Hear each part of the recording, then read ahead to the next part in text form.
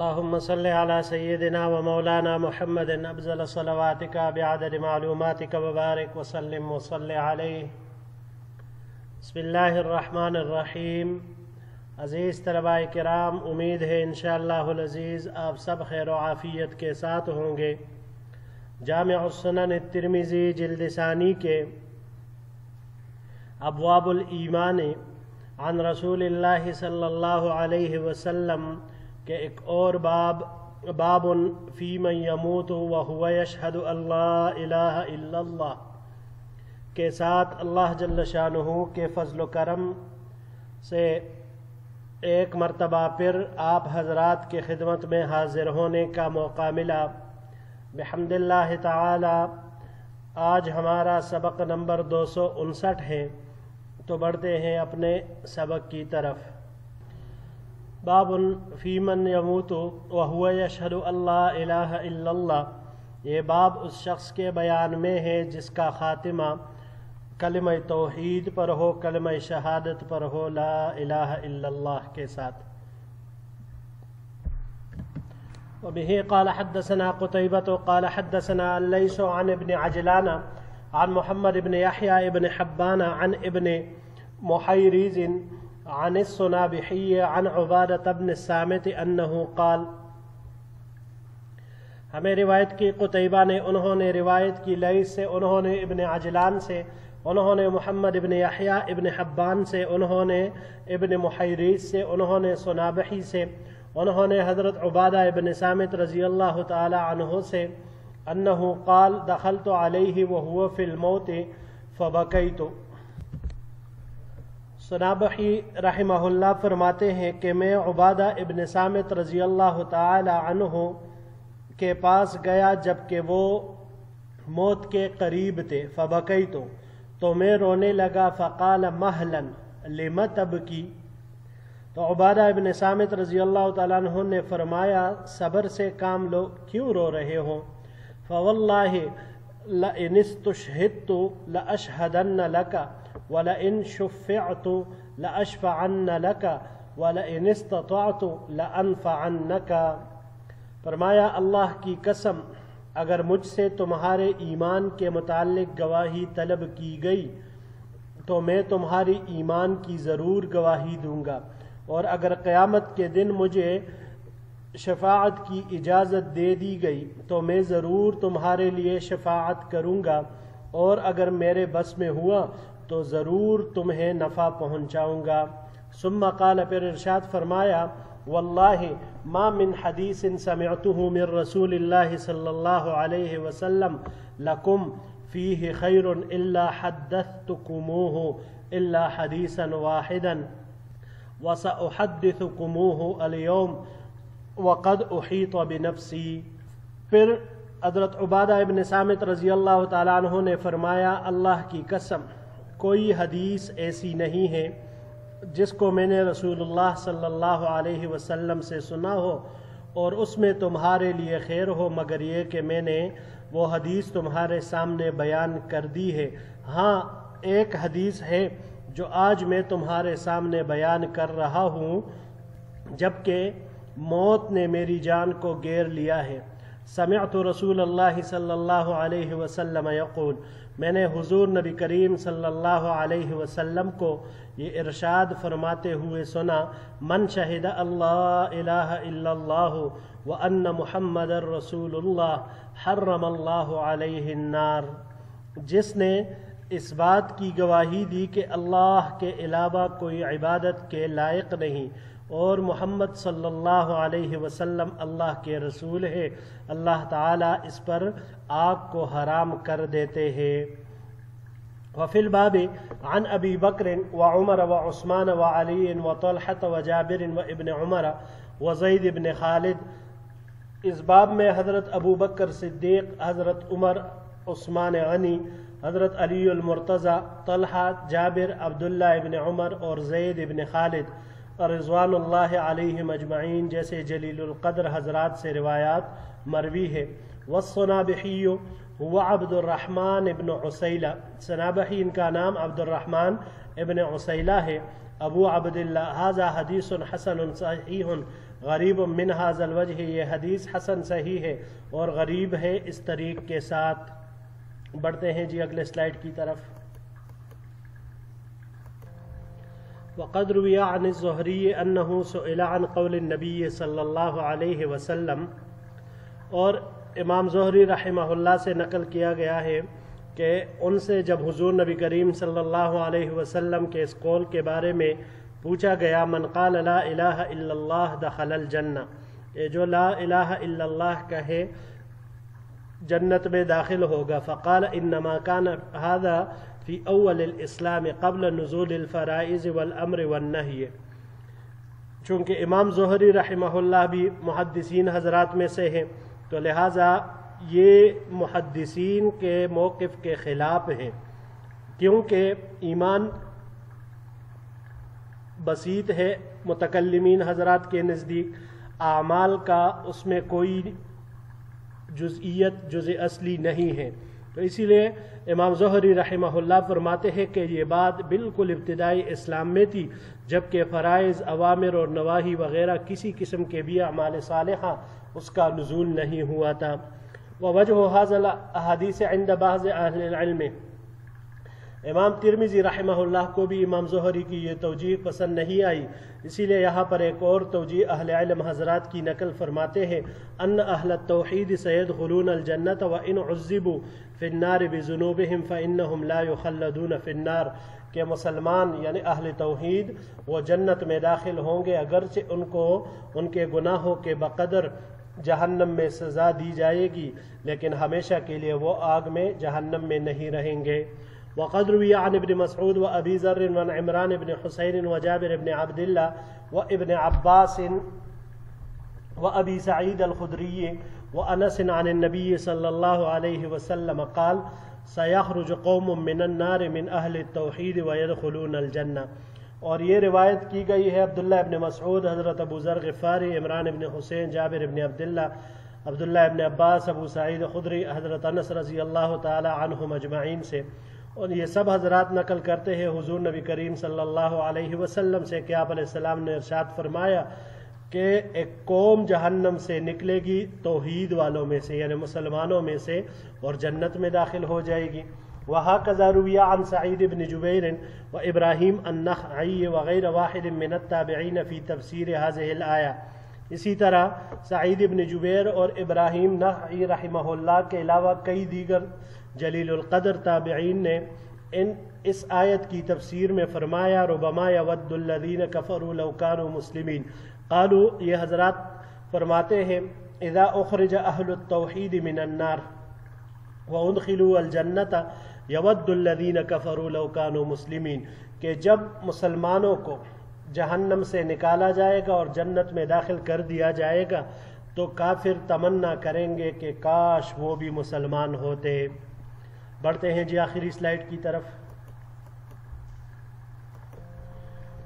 وبه قال حدثنا سويد بن نصر قال اخبرنا عبد الله بن المبارك عن ليث بن سعد قال حدثني عامر بن يحيى عن ابي عبد الرحمن المعافري ثم الحبلي قال سمعت عبد الله بن عمرو بن العاص يقول سمعت رسول الله صلی اللہ علیہ وسلم يقول، ہمیں روایت کی سوید بن نصر نے، انہوں نے عبداللہ ابن مبارک سے، انہوں نے لیث ابن سعد سے، انہوں نے روایت کی عامر ابن یحییٰ سے، انہوں نے ابو عبد الرحمن المعافری،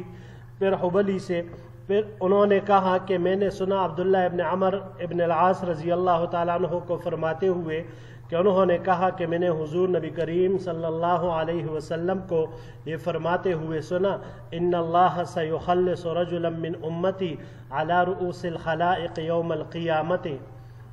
فینشر علیہ 99 سجلا کل سجل مثل مد البصر، بے شک اللہ جل شانہ قیامت کے دن میری امت میں سے ایک شخص کو الگ کر کے تمام لوگوں کے سامنے لائیں گے اور اس کے گناہوں کے 99 رجسٹر اس کے سامنے کھولے گا اور ہر رجسٹر تاحق کی نگاہ بڑا ہوگا، اتنا وسیع اور لمبا ہوگا۔ ثم یقول، پھر اللہ جل شانہ فرمائیں گے اتنکر من ھذا شیئا ظلمک کتبتی الحافظون، اللہ جل شانہ اس کو فرمائیں گے کیا تم اس میں کسی چیز کا انکار کرتے ہو؟ کیا میرے لکھنے والے حفاظت کرنے والے فرشتوں نے تمہارے اوپر کوئی ظلم کیا ہے؟ یعنی وہ فرشتے جو انسانوں کے اعمال لکھتے ہیں، اس کے حفظہ کرامن کاتبین۔ یقول لا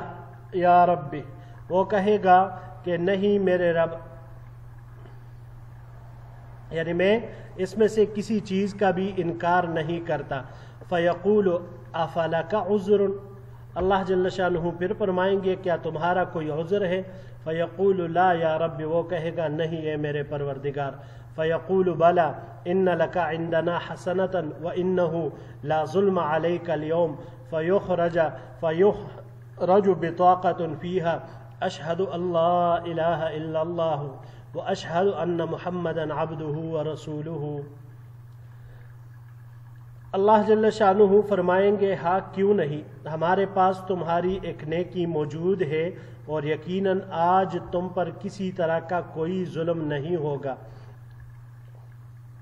پھر ایک پرچہ نکالا جائے گا جس میں لکھا ہوگا میں گواہی دیتا ہوں کہ اللہ کے علاوہ کوئی عبادت کے لائق نہیں، اور میں گواہی دیتا ہوں کہ محمد صلی اللہ علیہ وسلم اللہ کے بندے اور اس کے رسول ہے۔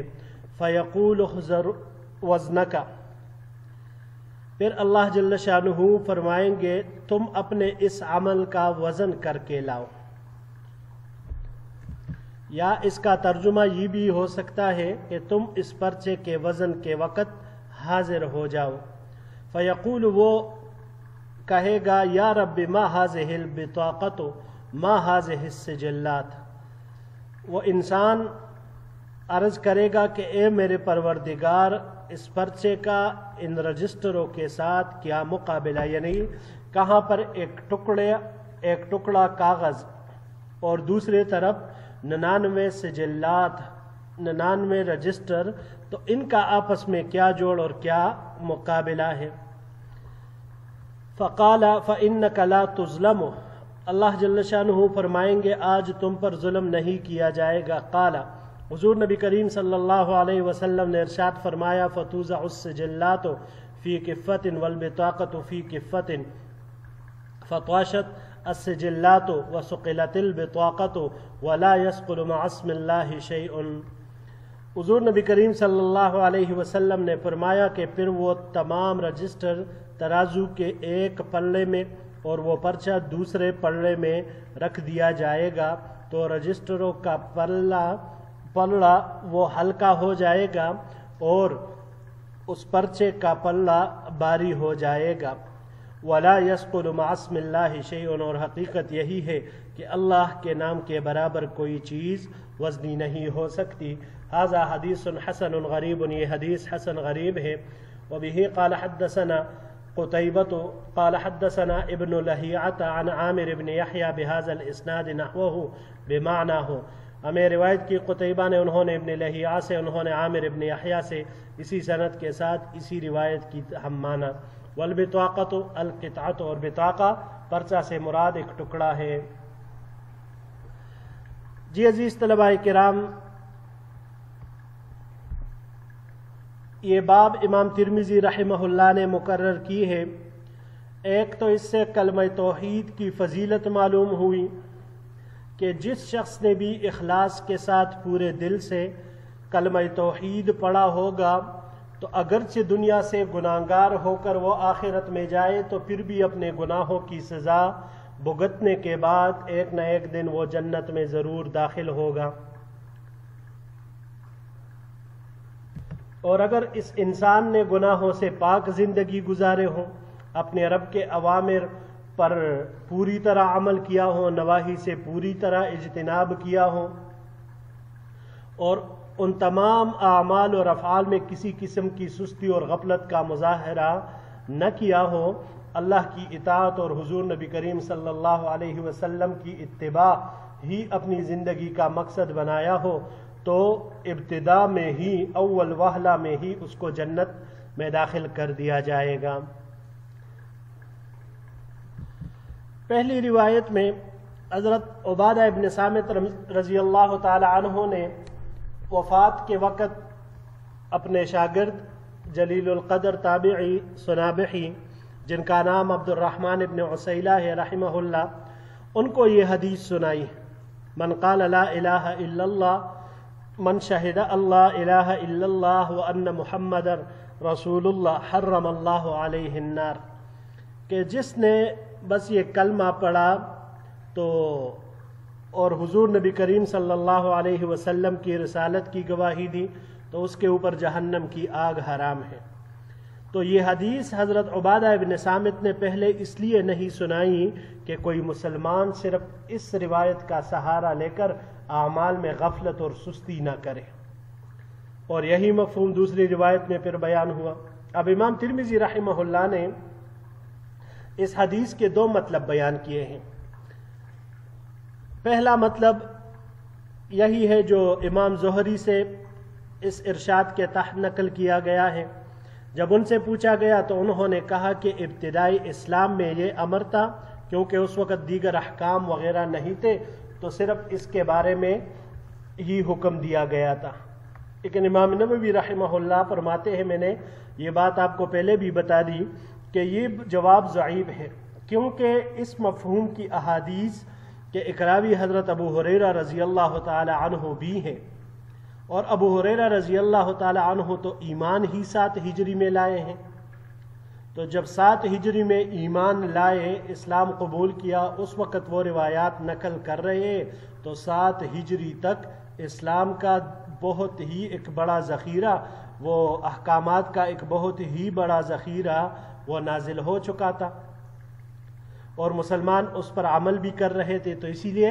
امام ترمذی رحمہ اللہ نے فرمایا کہ زہری رحمہ اللہ کا یہ جواب یہ ضعیف ہے۔ اور دوسرا مطلب اس کا بیان کیا محدثین حضرات کا، اہل علم کا، کہ یہ کہ اہل ایمان جو دنیا سے بغیر توبہ کے گناہگار دنیا سے گئے ہیں تو آخرت میں اپنی سزا پورے کرنے کے بعد وہ جنت میں داخل ہوں گے، فإنہم لا یخلدون فی النار، کیونکہ ان کے لیے ہمیشہ کی آگ نہیں ہے۔ اور یہی کئی تابعین، جلیل القدر تابعین سے بھی یہی منقول ہے۔ حضرت انس رضی اللہ تعالی عنہ کی روایت بھی یہی ہے، سیخرج قوم من النار من اہل التوحید ویدخلون الجنہ۔ اسی طرح سعید ابن جبیر، ابراہیم نخعی اور دیگر کئی تابعین، ان سے بھی یہی قرآن مجید کی اس آیت ربما یود الذین کفروا لو کانوا مسلمین، اس کی تفسیر میں یہ اثر منقول ہے کہ جب گناہگار مسلمانوں کو جہنم سے نکال کر جنت میں داخل کیا جائے گا تو پھر جہنم میں صرف کافر رہ جائیں گے، اور اسی وقت وہ ارمان کریں گے یود الذین کفروا لو کانوا مسلمین، پھر وہ یہ ارمان کریں گے لیکن پھر اس وقت ان کو فائدہ ہی کوئی نہیں ہے۔ باب کی دوسری حدیث جو یہاں پر ذکر ہوئی حضرت عمرو بن العاص رضی اللہ تعالی عنہ کی، تو اس سے معلوم ہوا کہ ایک شخص کتنا ہی گناہگار کیوں نہ ہو، پوری زندگی اس کی اللہ کی نافرمانی میں چاہے اس نے گزاری ہو، لیکن اس کا توحید کا عقیدہ وہ مضبوط ہو، زبردست ہو، اور اخلاص کے ساتھ ہی اس نے کلمہ پڑھا ہو، تو اللہ جل شانہ اس کلمے کی بدولت اس کے تمام گناہ معاف فرما دیں گے۔ تو اس روایت سے ہمیں یہ بھی معلوم ہوا کہ ایک طرف کاغذ کا ایک پرزہ، ایک ٹکڑا جس پر لا الہ الا اللہ، اشہد ان لا الہ الا اللہ و اشہد ان محمدا عبدہ و رسولہ کلمہ شہادت لکھا ہوگا، اور دوسرے طرف گناہوں کے 99 رجسٹر ہوں گے، اور وہ بھی تا حد نگاہ پھیلے ہوئے اتنے طویل اور لمبے، تو ان کے مقابلے میں ایک کاغذ کا ٹکڑا کلمہ طیبہ والا وہ باری ہوگا، کیونکہ اس پہ اللہ کا نام ہے، وَلَا يَسْقُلُ مَعَ اسْمِ اللَّهِ شَيْءٌ، اور اللہ کے اسم گرامی کے ساتھ کوئی بھی چیز مقابلہ نہیں کر سکتی، وہ سب سے باری، وہ سب سے اعلیٰ اور برتر اور افضل ہے۔ جی عزیز طلباء کرام، یہی تک ہمارا آج کا سبق تھا۔ انشاءاللہ العزیز زندگی رہی تو اگلے درس میں ایک نئے باب کے ساتھ پھر آپ کی خدمت میں حاضر ہوں گے۔ السلام علیکم ورحمۃ اللہ وبرکاتہ۔